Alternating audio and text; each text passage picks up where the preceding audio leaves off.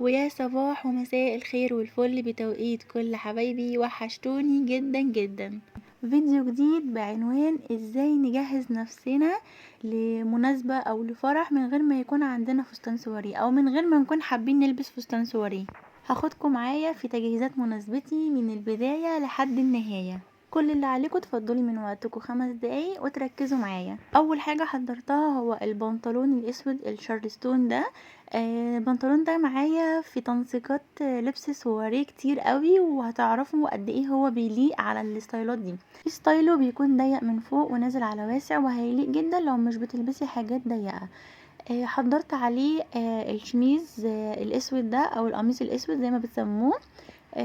برضو هو قميص يعني هادي خالص، مفهوش اي شغل، عشان يليق على ستايل الحاجه اللي انا هلبسها. طبعا انتوا تقدروا بقى تعملوا الستايل ده باختلاف اي الوان عندكم. انا بعمل الستايل بالالوان اللي عندي، انتوا تعملوه بالالوان اللي عندكم. كنت هلبس عليه بقى البليزر الكيوته العسوله الحلوه قوي ده. النقشه او القماشه دي اصلا نازله ترند بقالها فتره كبيره، ولحد الان ما ادمتش ولا خلصت. ومن هنا تيجي الفكرة بقى ان احنا بنلاقي نفسنا بنشتري كل قطعة من دول منفردة كده لوحدها، لكن لو ركزنا شوية هنلاقي ان احنا لو جمعنا القطع دي مع بعض هنحولها لطقم سواريه شيك وبسيط وحلو جدا، ويمكن كمان يعني يكون احلى من اي فستان سواريه لو المناسبة مش حابة ان انت يكون فيها فستان خالص. لو بنوتة مش محجبة هتوقف الطقم بس لحد هنا، لكن البنات المحجبين هيجهزوا الطرح اللي حابينها. انا كنت محتاره ما بين لونين طرحه، هما الاتنين قريبين من بعض جدا، يعني التفاصيل بتاعتنا دي، بس واحده كانت مديه على بيج فاتح وواحده مديه على الكافيهات. انا الطرحه اللي هي الكافيه الغامق دي اللي كنت مياله لها قوي، يعني كنت حاسه ان هي هتبقى اشيك. بس اللي كان مخليني حابه ان انا البس الطرحه الفاتحه لانها كانت قريبه من لون الشنطه. يعني الشنطة دي مش بيضة، دي لونها بيج برضو، بس هي الإضاءة اللي عكس اللون بتاعها. فهنشوف مع بعض كده يعني أنا هلبس ايه برضو من خلال بقى الفيديو احنا مع بعض. وقولوا لي رأيكم في الكومنتات. هنكمل الطقم طبعا بالاكسسوارات، دي حاجة أساسية بتظهر الطقم كده توديه في حتة تانية. الساعة دي الساعات اللي هي الكلاسيك يعني أمورة جدا. الساعة دي المفروض ان هي مدية على لون الذهبي شوية، بس برضو الإضاءة عكس الدنيا. وكنت بفكر ان البس الانسيال او الجنزير ده، بس مش هلبسه في الاخر يعني. وكنت هلبس السلسلة دي، هي طويلة جدا وانا بعملها ادوار كده، دور قصير دور وسط دور طويل، او دور قصير قوي ودور طويل قوي. بحب ابدع واغير جدا في كل الاكسسوارز اللي عندي. ده بقى كان الخاتم والمحبس بتوعي دول، الدهب بتاعي يعني. وانا كنت لابسه الدبله وكنت هلبس المحبس فوق الدبله وبس. ننتقل لمرحلة الميك اب، وكلنا لازم نكون عارفين ان ترطيب بشرتنا هو اول واهم حاجة قبل اي ميك اب، حتى قبل البرايمر. انا بستخدم النوع ده، انتوا استخدموا وترتاحوا عليه. وندخل في الموضوع بقى، لاني بحب احط لنفسي ميك اب قوي. احنا هنعمل حاجة حلوة مع بعض في الفيديو، هقولكوا كده بالترتيب هنحط ميك اب ايه من اول خطوة لتاني خطوة لتالت خطوة.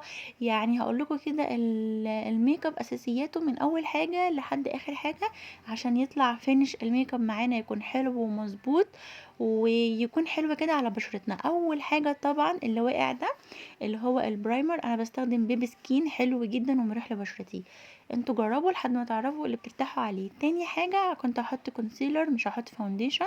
بحب احط في المناسبات حاجه تكون خفيفه على بشرتي، فهحط كونسيلر. الكونسيلر ده يعني فظيع، ما بستغناش عنه في كل لوك ميك اب فات عملته. بعد كده بحط الكونتور، بحدد الاماكن اللي انا عايزه اصغرها، عايزه ابرزها، عايزه احددها. بعد كده بروح مثبته كل ده باللوز باودر. لو استخدمت فاونديشن بعمله بالكومباكت باودر عشان يكون اللوك كله بيكون تقيل فمحتاج يتثبت كويس. لكن لو كونسيلر بستكفي باللوز باودر.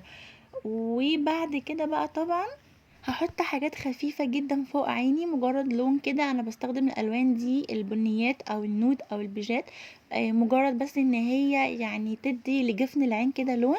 بعد كده هروح رسمة بقى رسمة ايلاينر حلوة قوي، هتشوفوها برضو مع بعض في الفيديو. بعد الايلاينر بخلص العين بقى كلها واحط ماسكارا. بحط الرموش لو في مناسبة كبيرة قوي على فستان. لكن لو طقم او كده بستكفى بالماسكارا. وطبعا العين لازم يكون معاها الحاجب، فانا الحاجب مجرد ان انا بحدده بالقلم وبسرح الحاجب كله بمسكرة الحواجب. بعد كده، بعد ما طبعا عملت الكونتور الكريمي وثبته، لازم ان انا اعيد عليه بالكونتور البودر عشان يزود البرزة بتاعة الحاجة اللي انت حددتيها. قبل بقى ما بحط البلاشر بحب قوي ان انا ادي كده ضي او لمعة لبشرتي بالهايلايتر ده. شايفين اصلا هو خلصان ومتاكل ازاي؟ وبصوا اللمعة بتاعته كانت في صباعي قوية ازاي، متخيلين بقى على بشرتي. وبعد كده بستخدم البلاشر ده الالوان اللي انا حددتلكوا عليها. بحب قوي الالوان ديت، ما بحبش احط البينك والحاجات دي. بعد كده بحط برضو كإضاءة زيادة اللون اللي هو الروز جولد ده، فظيع فظيع. شايفين لمعته في صباعي بس لوحدها عاملة ازاي؟ بعد كده طبعا لا غنى عنه واللي معروف جدا الهايلايتر بتاع مية سينما بالاربع درجات العساسيل بتوعه دول بقى اللي بفنش بيه الميك اب كده بقى على الخدود وعلى المناخير وعلى الجبهة بتاعتنا. من الاخر انا بظهر بيه الميك اب كله، لان هو بيدي اضاءة ولمعة طبيعية تجنن. لو حابين تشوفوا لوكات ميك اب مختلفة كتير عملتها معاكم، ارجعوا كده لكل الفيديوز اللي فاتت، هتستفادوا منها وهتحبوها جدا. وتعالوا نشوف النتيجة الحلوة اللي وصلنا لها دي قوي. كل حاجة لوحدها ما بتظهرش، لكن لما بنجمعها كده ونلبس الطقم على بعضه باكسسواراته بالميك اب بكل حاجة بيظهر زي ما انتوا شايفين كده. الطقم كان ممكن نكون بنلبسه بكذا طريقة عادية خالص، على كوتشي، على شنطة عادية، لكن لما حولناه عايزة اقولكم ان انا لبست الهيلز الشفافة ديت. الطقم كان عاوز هيلز بيج او سودا، بس الهيلز البيج اللي عندي عالية جدا مكنتش هقدر ان انا اتحرك بيها، وما عنديش هيلز سودا، فلبست اللي هي الشفافة دي بتنقذني في كل مشوار. فزي ما بقولكوا دوروا كتير في دولابكم، طلعوا القطع اللي انتوا راكنينها بقالها كتير، حطوها قدامكم كده واقعدوا فكروا وخططوا كده وتكتيكوا، هتلاقوا نفسكم طلعتوا طقم عمره ما كان يجي في خيالكم تماما. وهتلاقوا وهتحسوا ان انتوا يعني طقم جديد مشتريينه. وخدوا بقى مني القلب ده وباي لحد هنا عشان نلحق طريقنا، لاني كنت بصراحة اخرتهم جدا وده العادي يعني. ده بقى كده كنا في طريقنا. عايزه اقول لكم الفرح كان في قاعة من القاعات اللي هي على طريق الكورنيش بتاع رود الفرج تقريبا او امبابة، مش عارفة يعني هو ايه، في حتة من الحتت دي كده. وطبعا كنت مع اخويا وماما، يعني مفيش مشوار يكمل من غيرهم. وطبعا نسيته لان دايما انا كده باخدكم معايا في الرغي بتاعي.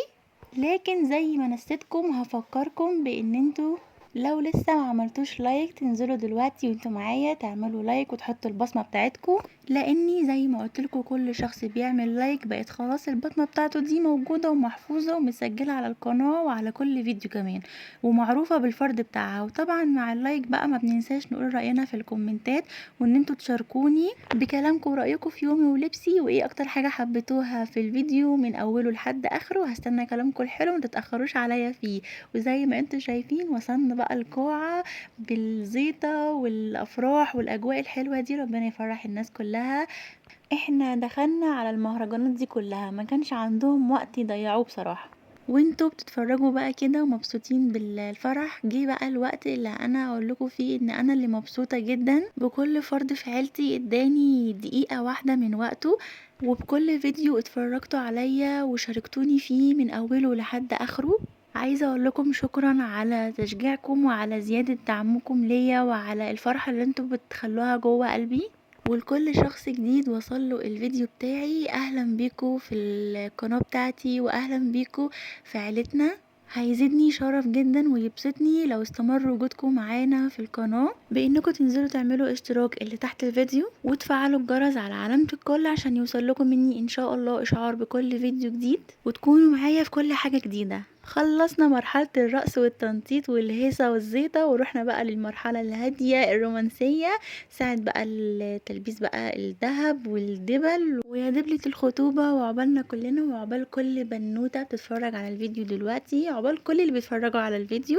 وما تنسوش بقى انتوا تقولوا لهم مبروك كده وتباركوا لهم وتدعوا لهم دعوة حلوة في الكومنتات، ولو عايزين تزغرطوا لهم والله زغرطوا لهم كمان.